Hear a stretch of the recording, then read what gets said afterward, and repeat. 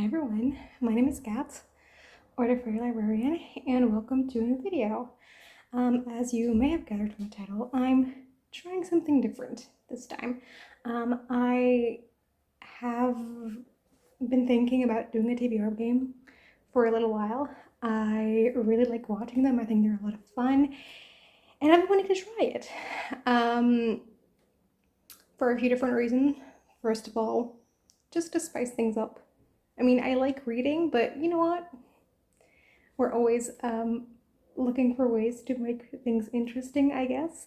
And also because I noticed that there are quite a few books that I really want to read, but I just don't gravitate towards them. And I think like a game like this might push me to pick those up.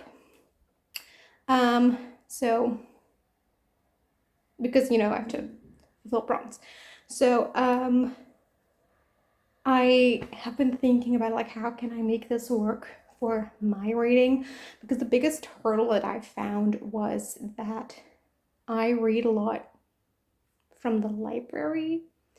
I don't own a ton of books like a lot of other booktubers who do these types of games do. So I was struggling with it. If I pick the books at the beginning of the month, like maybe they won't be available during that month. So I'm always a little bit dependent on library availability for a lot of things. So I do want it to be a game where like I can win or lose it. So if I read all the books and I win, if I don't read all the books then I lose, I'm gonna give myself the freedom of like I can be in the middle of one book and then it still counts. But I think what I'm gonna do is if I pick one of the books that doesn't end up being available throughout the month when I'm gonna read it, I can replace it with another book that fulfills the same prompt and is of like similar level of I'm excited about it, I'm intimidated about it, it's long, it's short. Like I can't replace a 1,000-page book that I'm really intimidated by like a 50-page comic. That would be, but sort of like similar level, and then it still counts. I did that for myself because restrictions sometimes. And then I was thinking like, what do I want this game to be like? And I really like my favorite ones to watch are the ones where we have this game board and we just need to get to the end of the game board in however many turns and books that happens, rather than we have a set number of books that we're doing. I just prefer the chaos of not knowing in advance how many you're gonna get. So that's what I wanted. So I was thinking of what I wanted, and I remembered when I was a kid, I had this stunning board for Game of the Goose. This is it. It's so pretty. Look at it.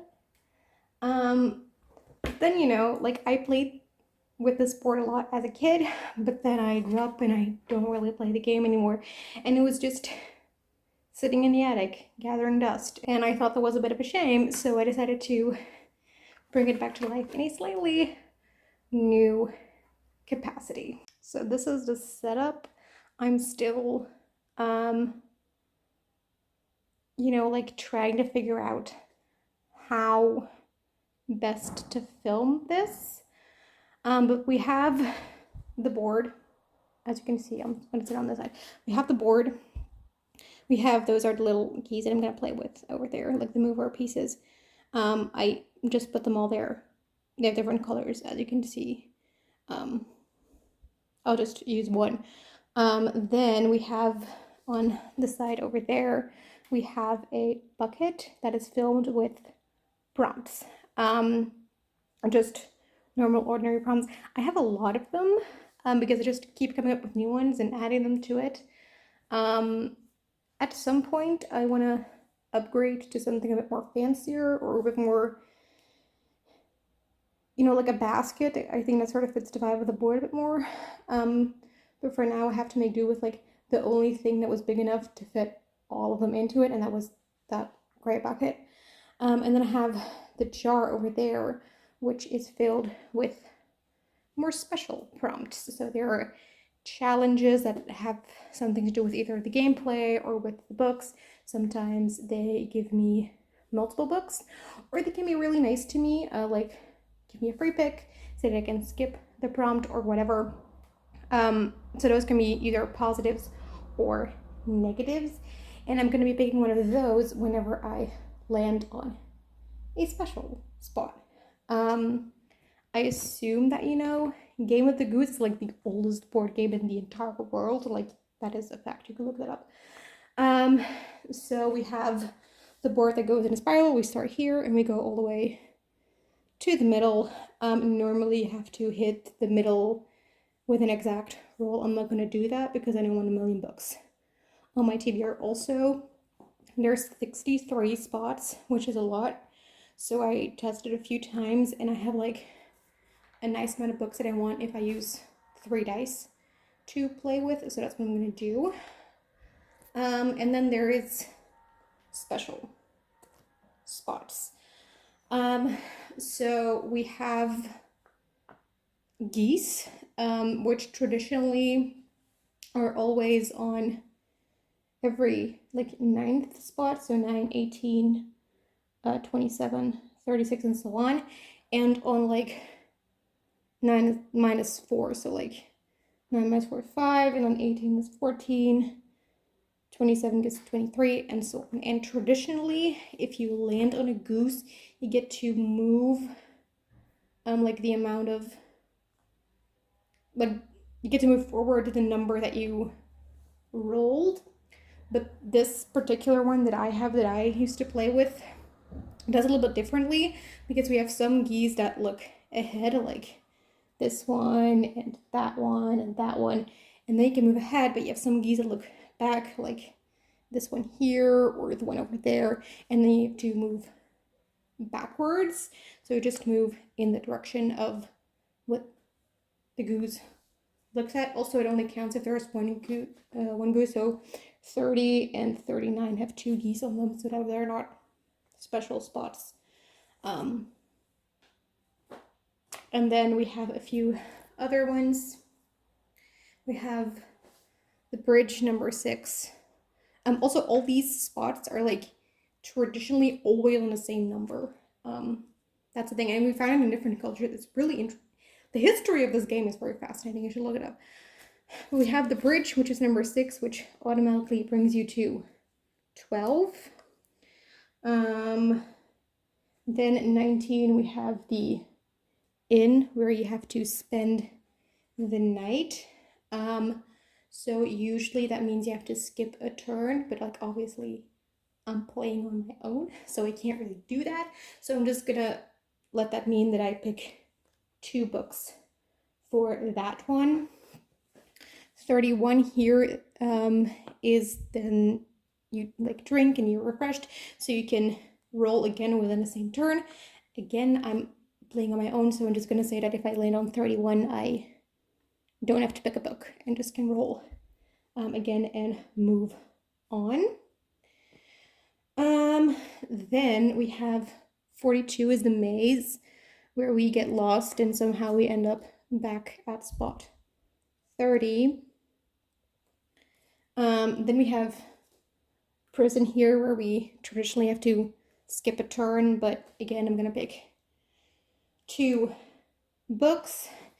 And then the last, well, then the end spot is the end spot. And then the last one is number 58 right here. And that one's sad because that's where Goose dies and you have to go back to the beginning. So whenever I land on one of these special spots, I'm going to pick something from the jar, which, as I already said, can be either positive or negative. I just do whatever is on there. I'm not going to pick one of those when I am in the inn, the prison, the water fountain, because that would defeat the purpose of the water fountain, and dying, because like I'm already picking 2 books for the prison and the inn. Like I don't need an extra special thing. And then like 58, it's already bad enough that I have to go back to the beginning. I don't need this thing to make it extra hard. Other than that, I'm gonna just pick a prompt. Also a thing that this version has that other Game of the Goose doesn't have. I already mentioned that you can move forwards and backwards, but that does mean that it is sometimes possible that you like just keep moving back and forward, back and forth. Like for example, here, if you land on 50 and you throw 4, then you get to go here, but then you have to throw back and forth. Like that would go to infinity. So I'm just gonna pick 1 for 50, like a special prompt, go to 54, pick a special prompt for this, and go back to 50, and that's gonna be it. Because you know, we could go on forever. Then the end spot, which is the big 63 here. What happens if I land on that? Then I have this list on my computer, which is a part of my TBR. Like not all books that I want to read go on there, but it's books that some of them I'm really excited about, some of them I like want to read because otherwise it wouldn't be on the list, but I'm like, you know, if it doesn't come up right now, I wouldn't be mad about that. Some are just like in between those. Some are books that I added at some point, but now I read the title because I just put title author and I just have no clue what they are. So it'll be a surprise for all of us what we get there. I'm just gonna do a random number generator and pick whatever book comes up for that. So we always end with a surprise. There's also a prompt in the jar that'll get me to do that. If the book is not available from the library during this month, I'll just go with whatever one is next on the list. I think that's all the rules done. Oh no, if I lose the game, if I don't read the book, then I'm just gonna start my game with, for every book that I didn't end up reading in the last month, I'm gonna pick 1 prompt from the jar. And then I get to choose whether I want to just roll over the book I didn't read or do whatever is on the prompt. But I can see the prompt first, so I can decide based on what the book is and what the prompt is, which one I prefer. I think that is everything. I'm still figuring out how best to film this, so bear with me. Also, I don't know if I'm gonna end up liking this. Maybe I try this for 1 month and I realize I hate it and we're never doing this again. That is an option. But we're gonna try it for a month. See how it goes. So let's get into it. I decided to play with the pink goose for this time. So let's go into the first roll. I'm gonna do the low math option for this. I don't know if you can see it on the thing if it shows up very well, but it's a 4, a 5, and a 3. So I'm just gonna do a low math option. I'm gonna do 1, 2, 3, 4, 1, 2, 3, 4, 5, 1, 2, 3. This is a normal spot. So we're just gonna pick a prompt from the bucket. I have 2. And the prompt is a free pick. Starting off nice. So first we landed on just a normal spot and the prompt was free pick, which is always a little bit nerve-wracking for the first book of a game because, you know, maybe I am gonna hit a prompt that this book fits perfectly. But I decided to put a sort of obligation read on here for this prompt, and that is Heir of Fire by Sarah J. Maas, which is the third book in the Throne of Glass series. I am joining a read-along hosted by Bethany, or yep, Beautifully Bookish Bethany, the Mass Effect read-along, where we read everything that Sarah J. Maas has ever written. And so I am actually quite behind. This is actually the June book, but yeah, I'm behind, so I'm going to be reading it in July. So yeah, that is the first book. Rule number 2. A 6, a 4, and a 1. So 1, 2, 3, 4, 5, 6. 1, 2, 3, 4, 1. We land on 23, where the goose is looking back. So we go back to number 12, and we take a prompt from the jar. Let's go with this one. That one fell out. And the prompt is Series Spinner Wheel. Our next prompt was Series Spinner Wheel. I'm going to screen record for this, and I'll just insert the clip here while I'm talking.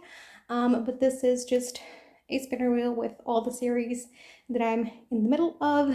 And as you can see, the one that got picked was The Empyrean, which is the series that starts with Iron Flame by Rebecca Yarros. No, sorry, the first book is Fourth Wing. The one I'm going to be reading is Iron Flame by Rebecca Yarros. I'm pretty sure you've heard of this series. It is a dragon school romantasy, very brutal. But I had some issues with the first book, but it was just fun. So yeah, I'm gonna keep this. This actually works out pretty good because my hold for the audiobook came in a few days ago, so the timing for this is actually kind of perfect. Roll a number 3. A 3, a 3, and a 1. 1, 2, 3, 1, 2, 3, 1. We land on the inn. So that means I'm gonna have to pick 2 prompts, and so 1 book per prompt. So let's pick them. I got 2 at once, so that's gonna be the 2 that we're gonna go with. So the first one is Past TBR, and the second one is 2022 Now. Okay, let me think about this. So next, I landed on the inn, which means I have to pick 2 books. So the first prompt was Past TBR. This means that I have to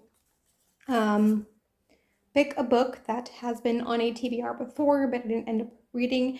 This can be any TBR. It can be monthly, it can be seasonal, it can be yearly. And so I'm gonna pick one that was on a yearly TBR, because for 2023, I decided to pick 12 books, 1 per genre, and I didn't end up reading this sci-fi book on there, and that is Anathem by Neil Stevenson. This is a sci-fi book, as I already mentioned, where we have these sort of monastery type places where all like the scientists and philosophers and like those types of people live, and like they open their doors sometimes to share their findings and discoveries and whatever with the world. And some do that every year, some do that every 10 years, some every 100 years, and some every 1,000 years, if I'm not mistaken. And so this year, all of them. So even the ones that only do it once every 1,000 years, open the doors now is the year where all of them do it. I've heard some really good things about it. I've heard that there is some physics in it, some philosophy in it, and that it's, you know, I know it's very long as well, so that's why I didn't read it, because I was really intimidated by it. But I'm gonna have a lot of time in July, so I think that this would be perfect for that. And I'm really excited for it because it sounds like a book that I could really, really love. The second prompt was 2020 to now, so that means I have to read a book where the publication date is somewhere between 2020 and the current year, so 2022, and for that I chose The Honeys by Ryan Lasala. This came out in 2022. I'm really excited about this. This is a YA horror about a trans or non-binary character in a summer camp, and they're scary bees. I don't know a lot more than that, but I'm really excited. I've heard good things. Also, the cover is really like vibrant and summery, so I'm really excited for this. So it's going on the list. Roll number 4. A 1 and 2 6s. So 1, 1, 2, 3, 4, 5, 6. 1, 2, 3, 4, 5, 6. And we land on a goose looking ahead. So we get to move forward, but also we have to pick a prompt from the jar. So I'm gonna do that first.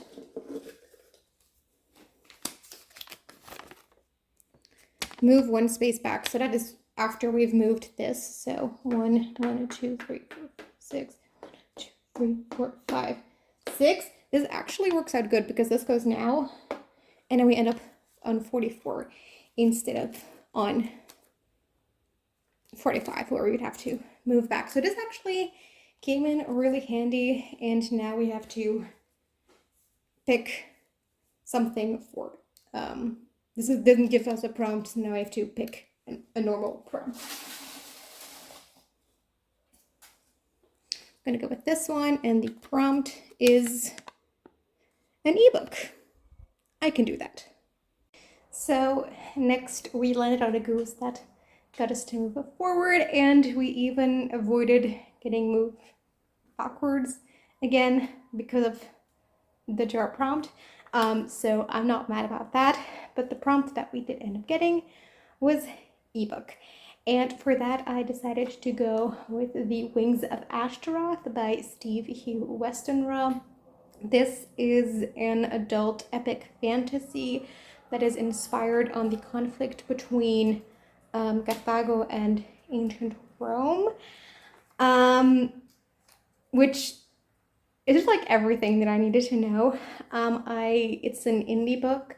I got this for review a really long time ago, and it's just taken me so long to read because it is also very long. I've read the prologue ones, which the prologue is already over 100 pages, and just I didn't continue on. I don't know why, because I really, really liked the prologue, but as I already mentioned, I'm gonna have a lot of time in July, and I really want to read it and just finally get to it because it's taken me so long to do so. So yeah, The Wings of Ashtaroth is going on the list as well. Roll number 5. A 3, a 5, and a 4. 1, 2, 3. 1, 2, 3, 4, 5. 1, 2, 3, 4. Normal prompt.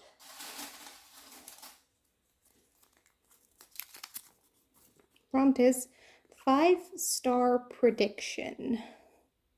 Our next prompt was 5-star prediction, and for that I'm going to continue a series that I really, really enjoy, and that is the Virgin River series, and the next book is Second Chance Pass by Robin Carr.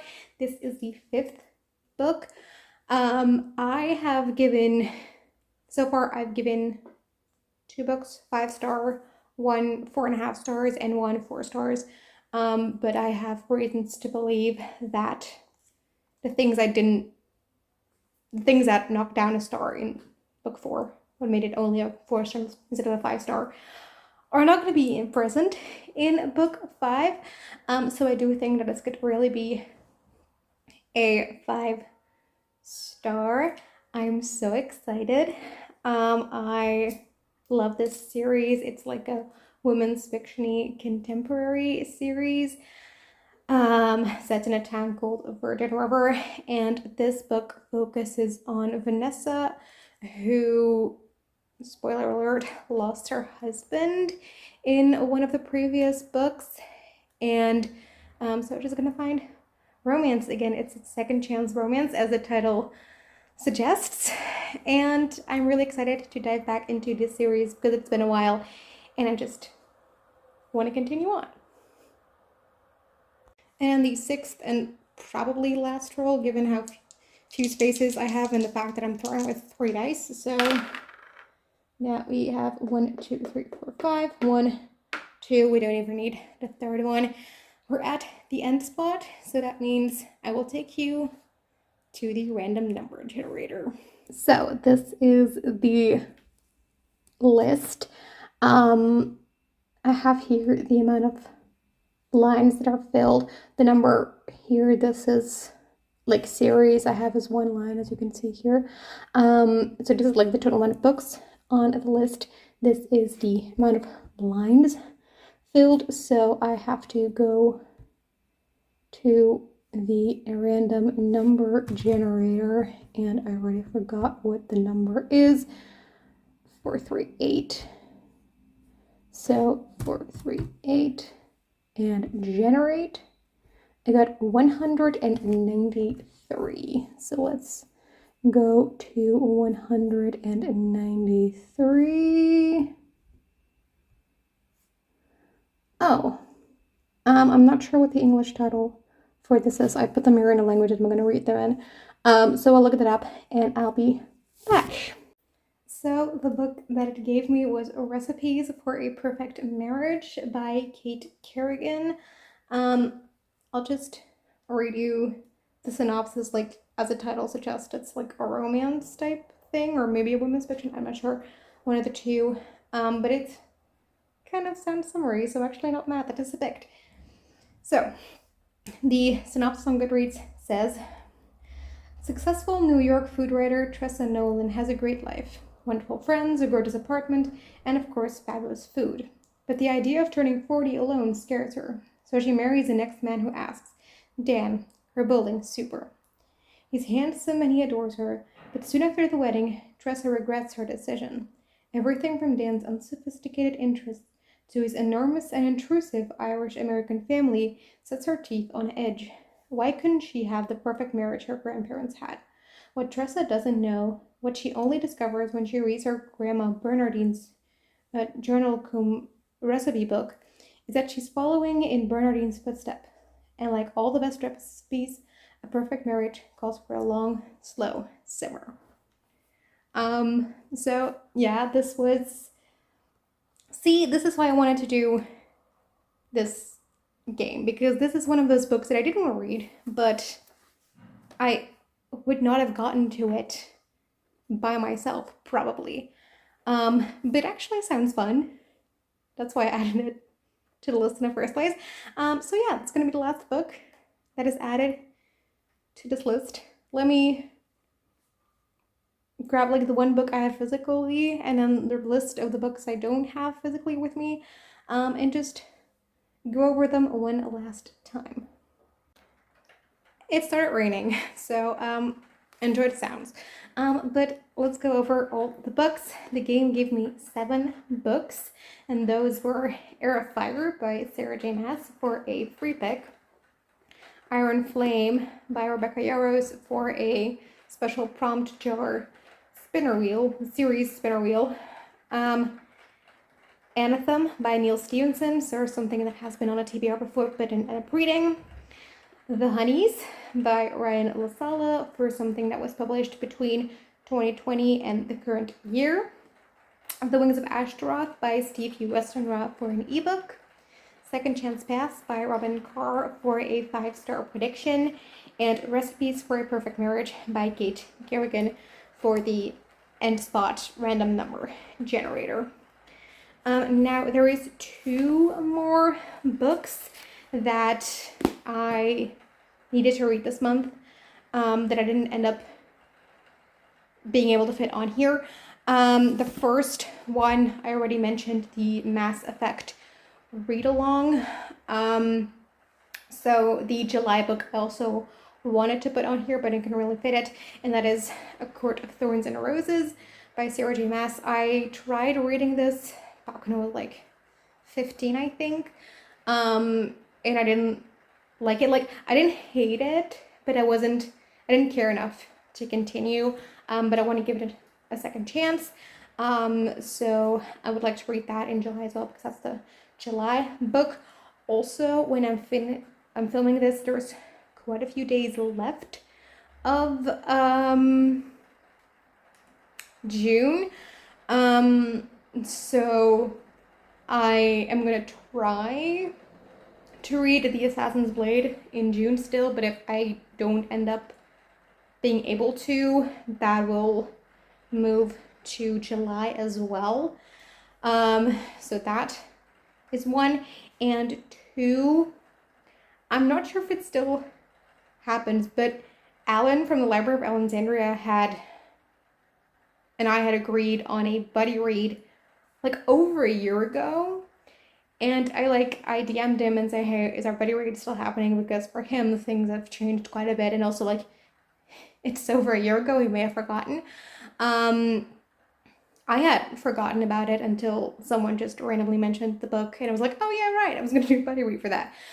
So that is The New Achilles by Christian Cameron, which is a historical fiction set like in the war where the Romans are trying to conquer Greece, and there is this one soldier who gets very injured, and so